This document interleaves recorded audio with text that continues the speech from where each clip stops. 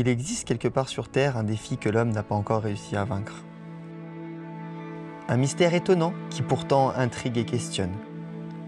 En Yakoutie, une région très isolée de la Sibérie orientale, perdue au milieu d'immenses forêts, plaines et steppes, de gigantesques tours de calcaire règnent depuis la nuit des temps sur la tumultueuse Léna, fabuleux fleuve qui raye le pays du nord au sud.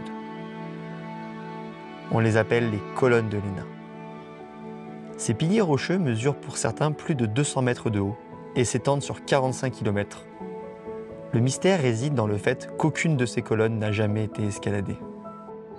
En octobre 2018, je prends contact avec la Fédération d'escalade et d'alpinisme de Yakoutie afin de leur parler de mon intérêt pour les colonnes de la Léna. Когда мне впервые написал Тибо, впервые написали ребята, гиды из Франции, это, конечно, было очень интересно. Мы тогда собрались все вместе, и федерация обсуждали, насколько это реально, насколько это будет для нас. Ce n'est un secret pour personne, le rocher des colonnes de la Léna est réputé de qualité très médiocre. Когда впервые нам написали гиды из Франции, мы собрались на федерации, обсудили, насколько мы сможем помочь осуществлению данного мероприятия и что это даст для федерации. И, конечно, мы сразу поняли, что совместная работа – это очень интересный опыт для нас. Grâce à l'aide d'Alexander et l'accord du Parc national des colonnes de la Léna, le projet prend rapidement forme. Nous sommes 5 Français à nous lancer dans cette aventure. Essayer d'escalader les somptueuses colonnes invaincues. En revanche, il est crucial pour nous de ne pas voyager en consommateur, de ne pas consommer le rocher. Nous avons à cœur de partager avec la population locale nos connaissances et nos compétences autour de l'escalade et d'aider le plus humblement possible au développement de cette pratique en Yakoutie.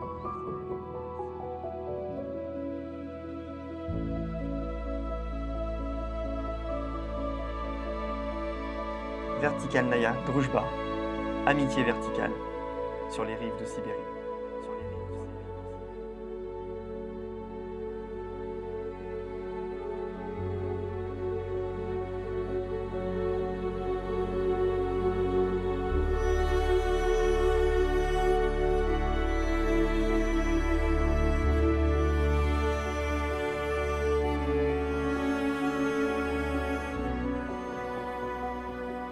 Опыт общения, опыт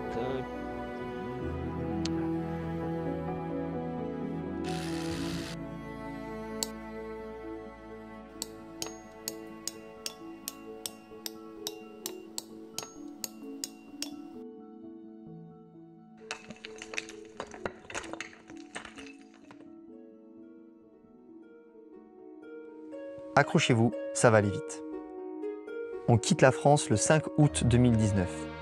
Après 15 heures de vol d'un bout à l'autre de la planète, on atterrit à Yakutsk, la capitale de la Yakoutie, où nous passerons une semaine entière, au cours de laquelle nous rencontrerons les acteurs locaux de l'escalade et nous organiserons toute la logistique de l'aventure. Il nous faudra ensuite plus de 10 heures de 4x4 sur des routes médiocres, parfois inexistantes ou sableuses, une journée d'attente et 1 heure de bateau pour enfin atteindre les mystérieux géants de pierre. Après 2 journées passées à étudier les piliers, sous tous les angles, nous sélectionnons 2 lignes de fissures verticales qui nous semblent exploitables. Et sans plus attendre, on s'essaye à cette escalade bien particulière. Ça on a pris, c'est 7A. Tu la remets? 6A. 7A. 7A.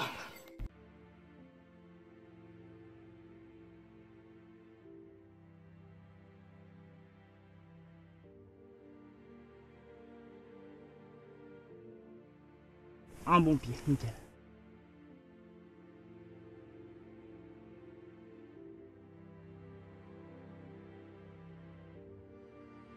Je pensais pouvoir pitonner pas mal, mais pas du tout. En fait, je me suis retrouvé dans une fissure complètement fermée avec toutes les prises qui partaient. Dès que je posais un pied et que je l'enlevais, la prise elle partait. Et même pour pitonner, c'était pas tout le temps. C'était de temps en temps quand il y avait une fissure qui tenait.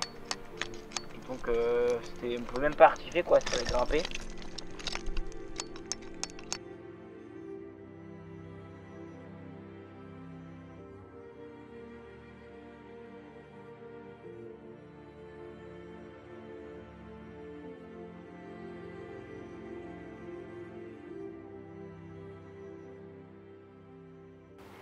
Et du coup, ça ressemble un peu du solo. Putain, mais ils sont de mauvaise qualité, leurs Lego.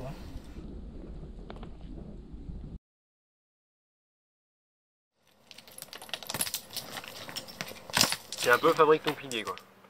Détruis ton pilier. Détruis et refabrique ton pilier, du coup. Comme Oui, toi. tu peux le refabriquer pareil. Il tiendra pareil ça que tiendra, l'original. Modulaire, qu'on appelle.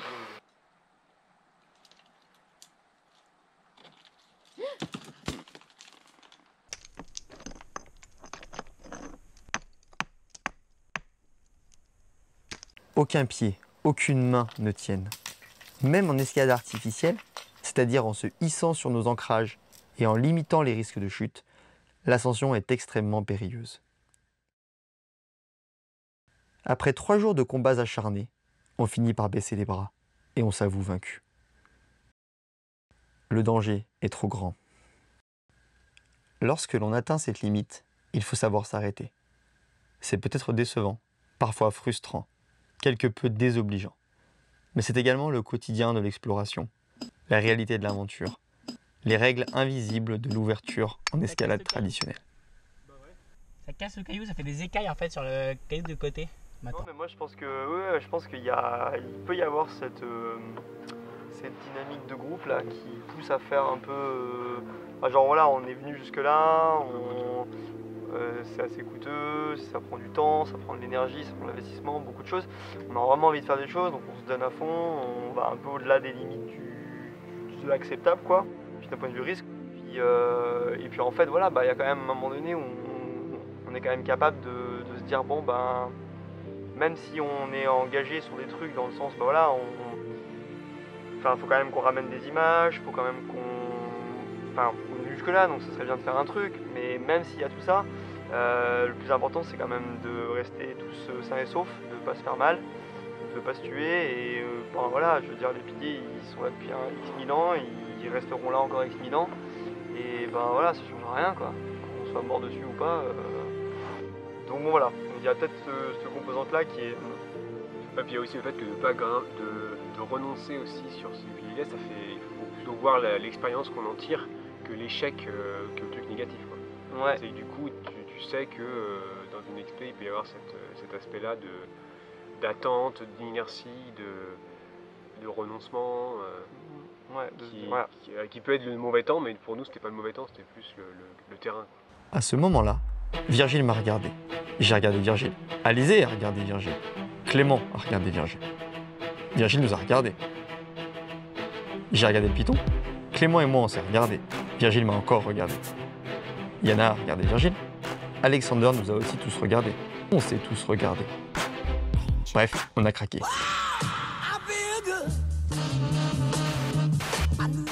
L'étape suivante de l'expédition était de nous rendre à Elanka, le seul site école d'escalade yakoute, situé à 4 heures de route de la capitale, afin d'y développer de nouvelles voies et de permettre aux grimpeurs locaux de progresser dans leurs pratiques. En une dizaine de jours, nous avons pu ouvrir 5 nouveaux itinéraires, variés et intéressants. Et nous avons eu l'opportunité de passer plusieurs jours avec les grimpeurs yakoutes, une rencontre intense, belle et riche à tout point de vue. Также я, судя по фоткам, новая трасса, которая располагается левее Зеро, То называется, да? Судя по фоткам, она очень классная и, судя по рассказам, очень техничная, очень приятная. Одно удовольствие ее лезть рассказывали гости наши. Я с нетерпением жду, когда попробую эту трассу также. C'est une fissure. Du coup, j'ai commencé dans la fissure, j'ai dû mettre 3-4 points dans la fissure qui était équipée. J'ai dû monter je sais pas, 8 mètres, un peu de genre.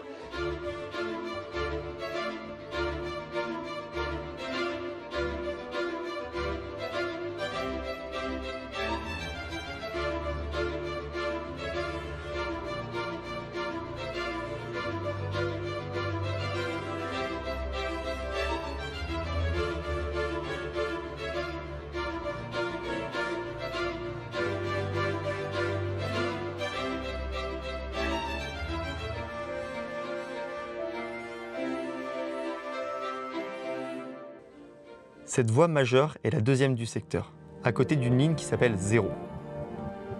0 plus une nouvelle voie, c'est évident.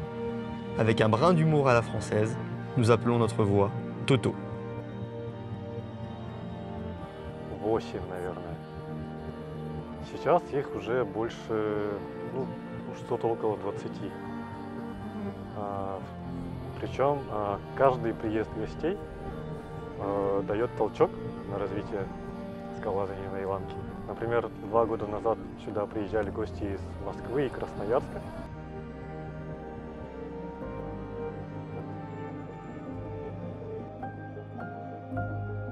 Еще пробили нам 5 трасс, и мы этому безумно рады, потому что нам пока самим не хватает то ли решительности, то ли квалификации, чтобы пробивать свои трассы.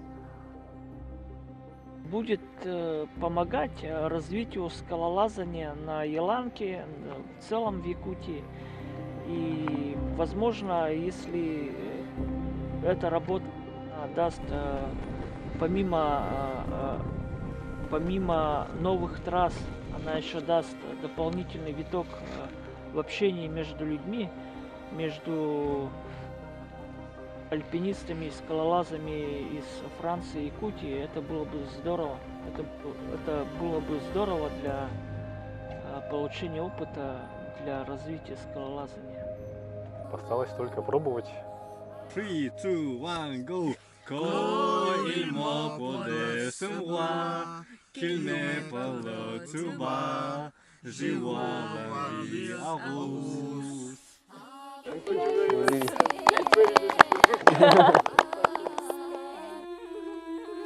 Un an plus tard, un film de 50 minutes a été réalisé et sous-titré en russe.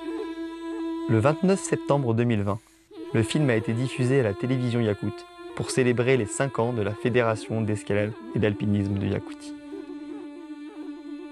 Les grimpeurs yakoutes utilisent très régulièrement nos itinéraires, avec pour objectif principal d'enchaîner Toto, et qui pour l'instant leur résiste. Les colonnes de l'ENA, quant à elles, resteront invaincues et mystérieuses.